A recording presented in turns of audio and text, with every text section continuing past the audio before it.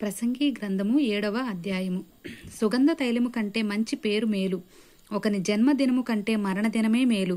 విందు జరుగుచున్న ఇంటికి పోవుట కంటే ప్రలాపించుచున్న వారి ఇంటికి పోవుట మేలు. ఎలయనగా మరణము అందరికీ వచ్చును, కనుక బ్రతుకువారు దానిని మనసును పెట్టుదురు. నవ్వుట కంటే దుఃఖపడుట మేలు. ఎలయనగా భిన్నమైన ముఖము హృదయమును గుణపరుచును. జ్ఞానుల మనసు ప్రలాపించు వారి ఇంటి మీద నుండును, అయితే బుద్ధిహీనుల తలంపు సంతోషించు వారి మధ్య ఉండును. బుద్ధిహీనుల పాటలు వినుట కంటే జ్ఞానుల గద్దింపు వినుట మేలు. ఎలయనగా బాణ కింద చిటపటను చితుకుల మంట ఎట్టిదో బుద్ధిహీనుల నవ్వు అట్టిదే. ఇదియు వ్యర్థము. అన్యాయము చేయుట వలన జ్ఞానులు తమ బుద్ధిని కోల్పోవుదురు. లంచము పుచ్చుకొనుట చేత మనసు చెడును. కార్యారంభము కంటే కార్యాంతము మేలు.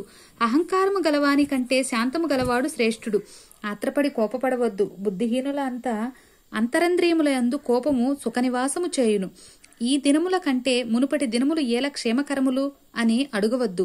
ఈ ప్రశ్న వేయుట జ్ఞానయుక్తము కాదు. జ్ఞానము స్వాస్థ్యమంత ఉపయోగము. సూర్యుని క్రింద బ్రతుకు వారికి అది లాభకరము. జ్ఞానము ఆశ్రయాస్పదము, ద్రవ్యము ఆశ్రయాస్పదము. అయితే జ్ఞానము దాని పొందిన వారి ప్రాణమును రక్షించును. ఇదే జ్ఞానము వలన కలుగు లాభము. దేవుని క్రియలను ధ్యానించుము. ఆయన వంకరగా చేసిన దాన్ని ఎవడు చక్కపరచును?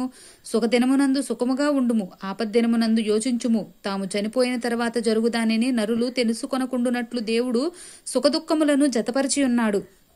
నా వ్యర్థ సంచారముల కాలముల్లో నేను వీటన్నిటినీ చూచితిని. నీతి అనుసరించి నశించిన నీతిమంతులు కలరు, దుర్మార్గులయుండియు చిరవాయులైన దుష్టులను కలరు. అధికముగా నీతిమంతుడివై ఉండకుము, అధికముగా జ్ఞానివి కాకుము.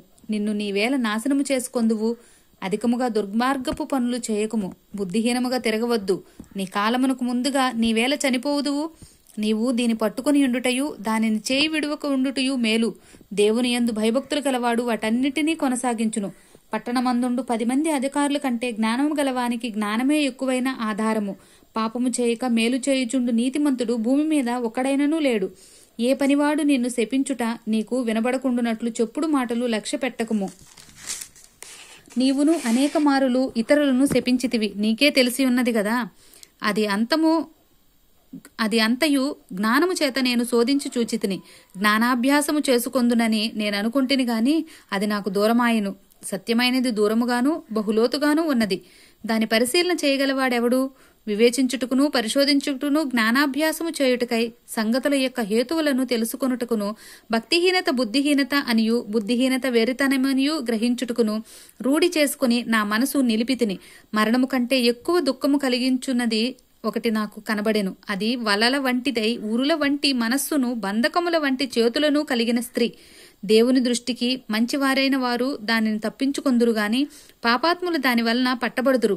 సంగతుల హేతువు ఏమైనది కనుగొనుటకై నేను ఆయా కార్యములను తరచి చూడగా ఇది నాకు కనబడెనని ప్రసంగినైన నేను చెప్పుచున్నాను. అయితే నేను తరచి చూచినను నాకు కనబడనిది ఒకటి ఉన్నది. అదేదనగా 1000 మంది పురుషుల్లో నేను ఒకరిని చూచితిని, కాని అంతమంది స్త్రీలలో ఒకతిని చూడలేదు. ఇది ఒకటి మాత్రము నేను కనుగొంటిని, ఏమనగా దేవుడు నరులను యథార్థవంతునులుగా పుట్టించును గాని వారు వివిధమైన తంత్రములను కల్పించుకొని ఉన్నారు. ఆమేన్.